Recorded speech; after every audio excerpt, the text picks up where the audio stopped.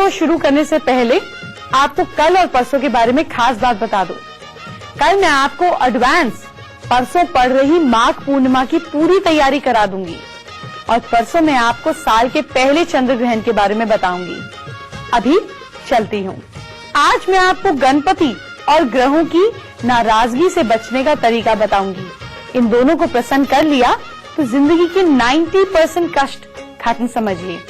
आज आपको माँ लक्ष्मी का वो खास उपाय बताने वाली हूँ जो हर किस्म की आमदनी को बढ़ा देगा, जरूर जान लीजिएगा। और आज मैं आपको सोने चांदी की सस्ती ज्वेलरी बनवाने का तरीका बताऊंगी। वक्त हो गया है आज के पहले महा उपाय की बात करने का। सवाल यह है कि क्या आपके बच्चे को नजर लग जाती है?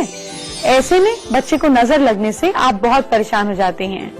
किसी भी रोज शाम को मिट्टी के किसी बर्तन में पानी भरकर लेफ्ट हैंड से नजर उतारे, बच्चे के सिर से 7 बार घुमाकर उतारे, फिर चौराहे पर रखाएं या किसी डॉग को वो पानी डाल दीजिए या बर्ड्स के गमले में डाल दीजिए, नजर उतर जाएगी। गणपति की सेवा मंगल देवा, सेवा से सब विघ्न टरे। गणपति की सेवा मंगल देवा, सेवा से सब विघ्न टरे। आज बुधवार है, भगवान गणपति का दिन है और आज मैं आपको गणेश जी से जुड़ी हुई एक जानकारी देने जा रही हूँ। फिर आगे की बात करेंगे।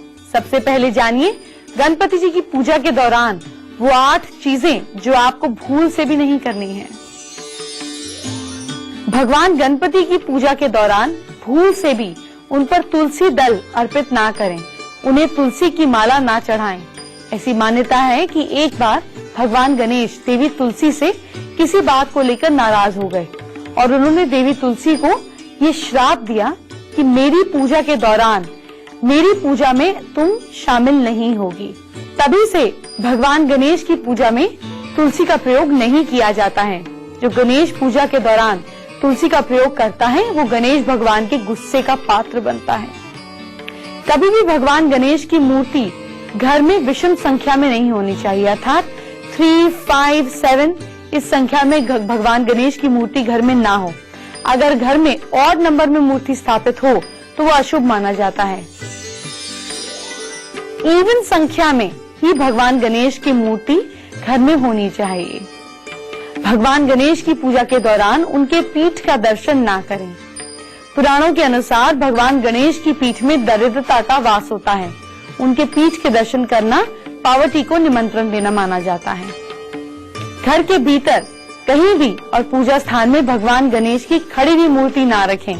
भगवान गणेश की मूर्ति घर में जिस स्थल पर होती है वहाँ स्थापित हो जाती है और पहले आसन उस पर जरूर लगाएं। बगैर आसन भगवान गणेश की मूर्ति स्थापित करना घर में घोर संकट ला सकता है।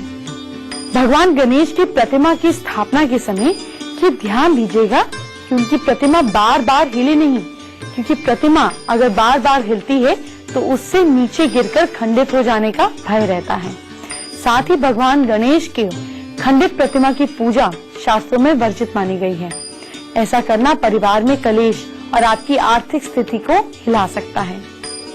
भगवान गणेश को जिस जगह पर आपने उनकी प्रतिमा को स्थापित किया है वहाँ पितरों की फोटो ना रखें। ऐसा करना घर में नेगेटिविटी लेकर आता है।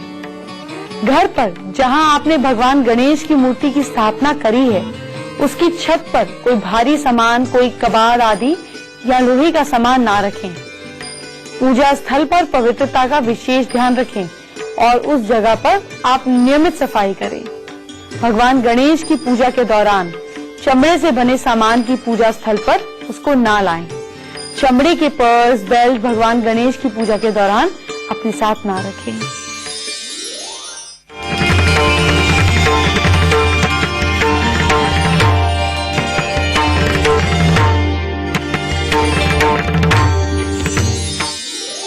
आज मैं आपसे ग्रहों की बात भी करूंगी। मुझे कई सवाल मिलते हैं जिनमें ग्रहों की अशुभ प्रभाव के बारे में दर्शक पूछते हैं। आज मैं आपको बताती हूँ क्या करने से आपके ग्रह आपसे नाराज हो जाते हैं, बुरा प्रभाव देने लगते हैं। एक एक कर हर ग्रह के बारे में बताऊंगी, नोट कर लीजिए। सबसे पहले मून यानी कि चंद्र ग्रह की बात करते हैं। अगर आपने फीमेल्स को कष्ट दिया, जैसे माँ, नानी, दादी, यानी कि बड़ी उम्र की फीमेल्स, आपसे बड़ी उम्र की, तो चंद्रमा अशुभ फल देता है। बुध ग्रह मरकरी, अगर आप अपनी बहन, बेटी को कष्ट देते हैं, बुआ को कष्ट देते हैं, मौसी को कष्ट देते हैं, इससे बुध अशुभ फल देता है। गुरु ग्रह यानी कि जुपिटर, अगर आप अपने पिता, दादा, नाना को कष्ट देते हैं या साधु संतों को कष्ट देते हैं, तो गुरु अशुभ फल देता है। सूर्य ग्रह, किसी का दिल दुखाना या किसी भी तरीके के टैक्स चोरी करने से, किसी की आत्मा को ठेस पहुंचाने से सूर्य अशुभ फल देता है। शुक्र ग्रह, अपने जीवन साथी को कष्ट देना, किसी भी तरीके के गंदे कपड़े पहनना, घर में गंदे और फटे पुराने कपड़े रखना, ये शुक्र के अशुभ फल देता है। मंगल ग्रह, भाई से झगड़े करना, भाई के साथ धोखा करना, मंगल के अशुभ फल शुरू हो जाते हैं। इसी के साथ अपनी पत्नी के भाई का अपमान करने पर भी मंगल अशुभ फल देता है। शनि ग्रह की अगर हम बात करें तो ताऊ और चाचे से झगड़ा करना या किसी भी मेहनत करने वाले को कष्ट देना, अपशब्द कड़वे बात बोलना, किसी के साथ शराब, मांस खाने पीने से शनि देवता अशुभ फल देना शुरू कर देते हैं। कुछ लोग मकान और दुकान किराए से लेने के बाद खाली नहीं करते हैं, इसके बदले पैसा मांगते हैं, ये शनि के अशुभ फल हैं। राहु जो है वो बड़े भाई को कष्ट देने से, बड़े भाई का अपमान करने से, ननिहाल पक्ष वालों का अपमान करने से राहु अशुभ फल देता है। केतु की जहाँ तक बात है तो भतीजे और भांजे का दिल दुखाना, उनके हक छीनने पर केतु अशुभ फल देता है। डॉग को मारने या किसी भी द्वारा मरवाने पर, किसी भी मंदिर को नुकसान पहुंचाने पर, ज्यादा कंजूसी करने पर केतु अशुभ फल देता है। किसी से धोखा करने या झूठी गवाही देने पर भी राहु केतु अशुभ फल ही देते हैं। अब जरा आज के दूसरे महा उपाय की बात कर लेते हैं।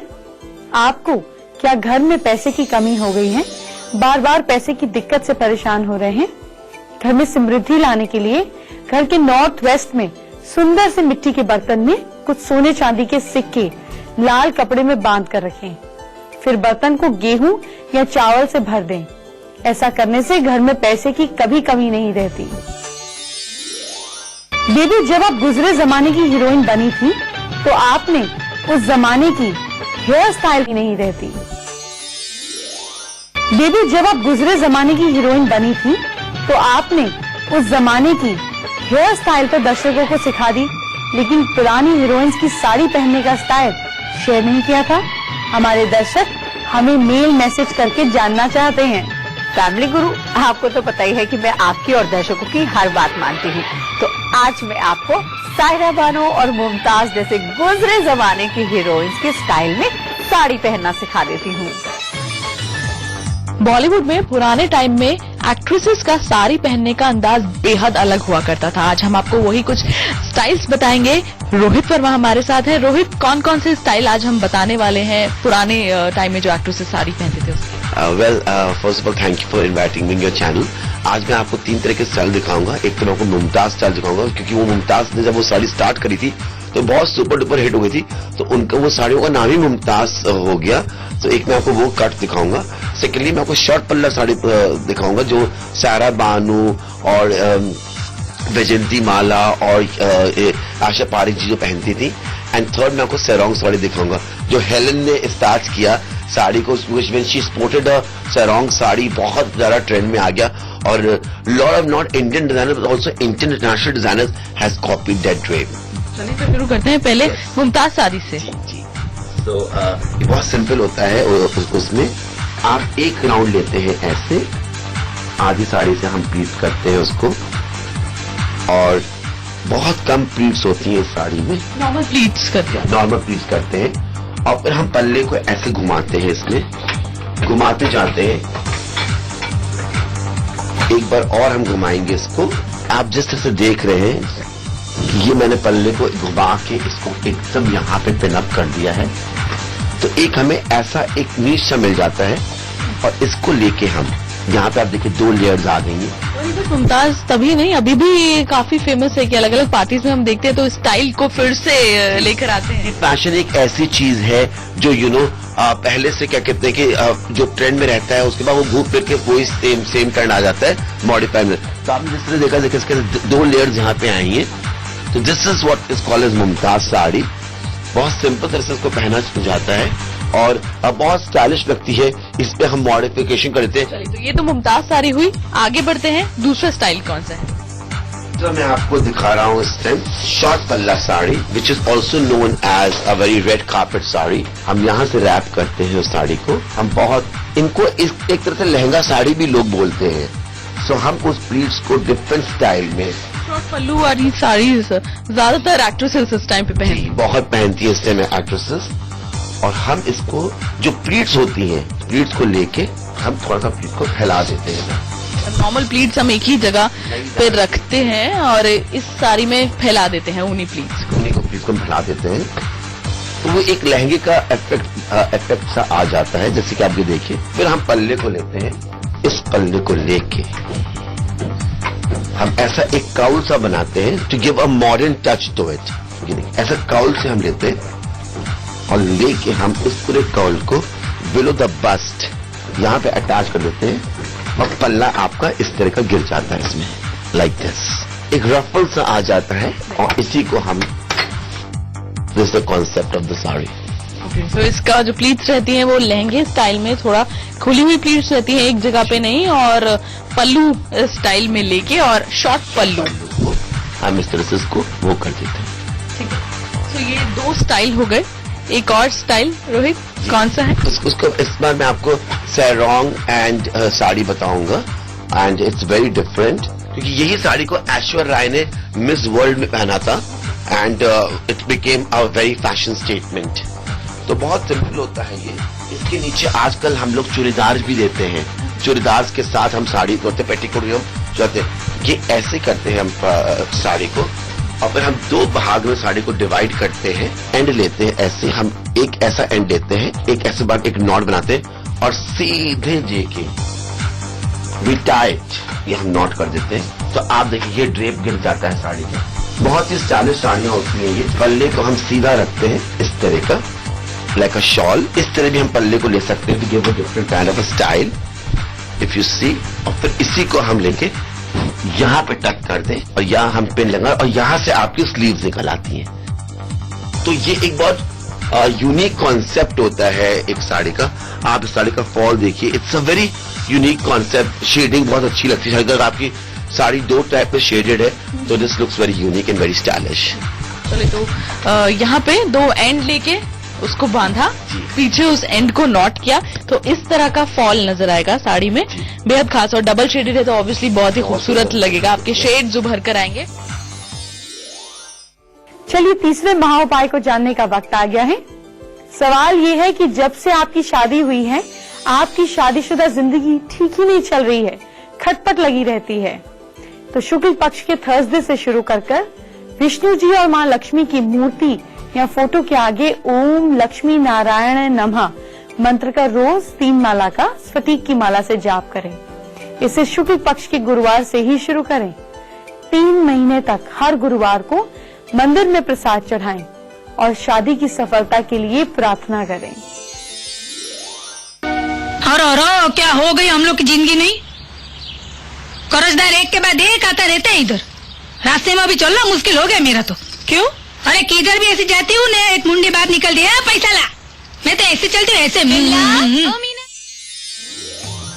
ये चिक चिक हर घर का हिस्सा है, लेकिन वजह सिर्फ एक, आमदनी अठन्नी खर्चा रुपया। लेकिन आज के दिन मैं आपको कुछ ऐसे उपाय बताने जा रही हूँ जिससे आपकी आमदनी रुपया और खर्चा अठन्नी हो जाएगा। अपनी दुकान में या अपने कारोबार में हर हालात में आपकी आमदनी बढ़ेगी ही बढ़ेगी। सबसे पहले जब दुकान या कारोबार शुरू किया जाता है तो एक चांदी की कटोरी में धनिया रखकर उसमें चांदी के ही श्री लक्ष्मी जी और श्री गणेश जी को स्थापित करते हैं और इसे दुकान या ऑफिस में ईस्ट डायरेक्शन की ओर मुंह करके रखा जाता है। रोज दुकान या ऑफिस खोलते समय 5 अगरबत्तियां जलाने से कारोबार में लाभ होने लगता है। अगर दुकान या कारोबार में ग्राहक नहीं आ रहे हैं तो आप मिट्टी के 4 बर्तन लेकर, एक में जौ यानी कि बार्ले, दूसरे में काले तिल यानी कि ब्लैक सीसम, तीसरे में साबुत हरे मूंग यानी कि ग्रीन मूंग बीन्स और चौथे में पीली सरसों यानी कि येलो मस्टर्ड सीड्स भरकर रख दें। ये चारों बर्तन साल भर के लिए रखे जाते हैं, फिर 1 साल बाद इन्हें चलते पानी के पास छोड़ दिया जाता है। इस तरह करते रहने से ग्राहक आपकी दुकान की तरफ खींचा चला आता है।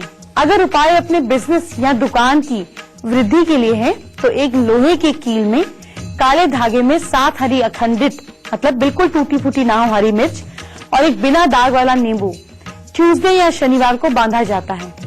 ध्यान रहे कि ये हरी मिर्च और नींबू दुकानदार की वाइफ या बेटी कोई फीमेल ही बनाए और अपने हाथ से बनाया हुआ इसको टांगे, नहीं तो कोई लाभ नहीं होगा।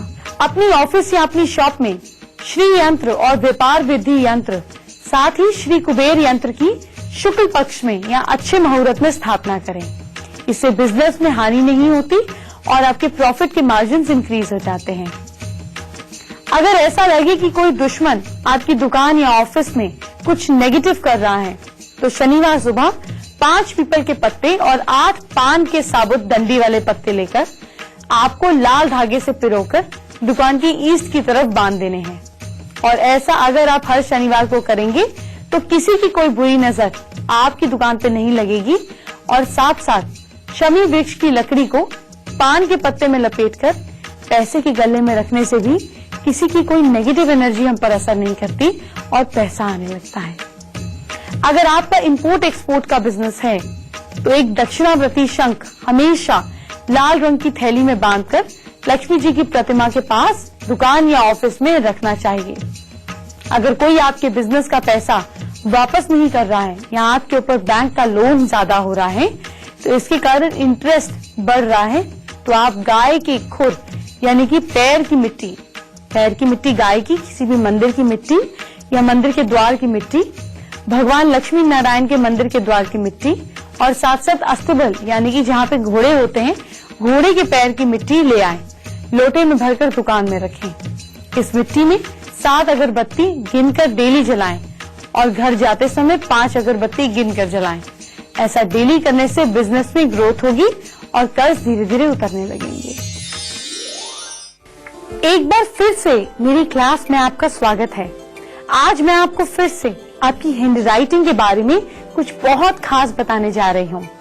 आपकी हैंडराइटिंग से सामने वाला आपको क्या समझता है, आइए बताती हूँ।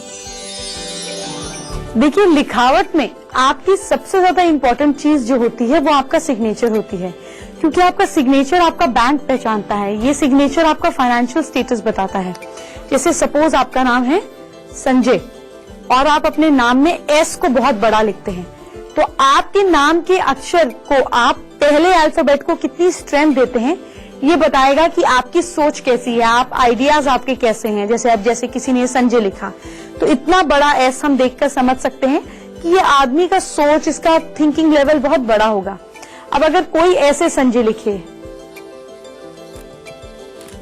तो हम ये कहेंगे कि ये आदमी बहुत क्रिएटिव है, क्योंकि ये अननेसेसरी स्ट्रोक्स हैं पर खूबसूरत लग रहा है देखने में।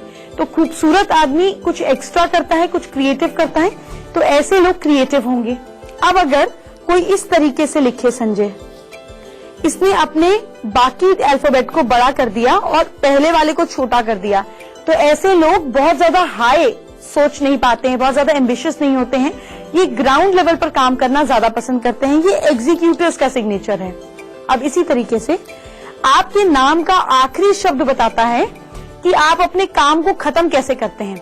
जो लोग पूरा क्लियर अल्फाबेट लिखते हैं, बंद होता है, ऐसे लोग अपने काम को एंड तक खत्म करते हैं। कुछ लोग ऐसे लिखते हैं और गुचर मुचर कर देते हैं। ये लोग अच्छी स्टार्टिंग करते हैं लेकिन बाद में सब धुल जाता है। और कुछ लोग इस तरीके से नीचे गिरा देते हैं, तो ऐसे लोग अपने काम करने के बाद निराश हो जाते हैं। कुछ लोग ऐसे ऊपर उठा देते हैं, यानी कि ये हर काम को बहुत खूबसूरती से क्लोज करते हैं। तो नाम का पहला अक्षर बताएगा कि आप सोचते कैसे हैं, आप आइडियाज को या किसी भी चीज को शुरू कैसे करते हैं, और आखिरी बताएगा कि आप खत्म कैसे करते हैं। वक्त हो गया है आज के हमारे पहले व्यूअर की प्रॉब्लम को सुनने का और उसका समाधान करने का। तो जानते हैं आज के हमारे पहले व्यूअर कौन है और क्या है उनकी समस्या। सबसे पहले आज हम बात करेंगे गुजरात से रिद्धिमा पटेल से। इन्होंने अपने हाथ का वीडियो हमको भेजा है। रिद्धिमा की परेशानी ये है कि घर में सुख शांति नहीं है, कलेश रहता है और साथ में जमीन नहीं बिक रही है, क्या करें। जमीन के कागज को व्हाइट फाइल में डालकर नॉर्थ वेस्ट में रख दीजिए और नॉर्थ वेस्ट में ही 3 चांदी के स्वास्तिक लगा दीजिए।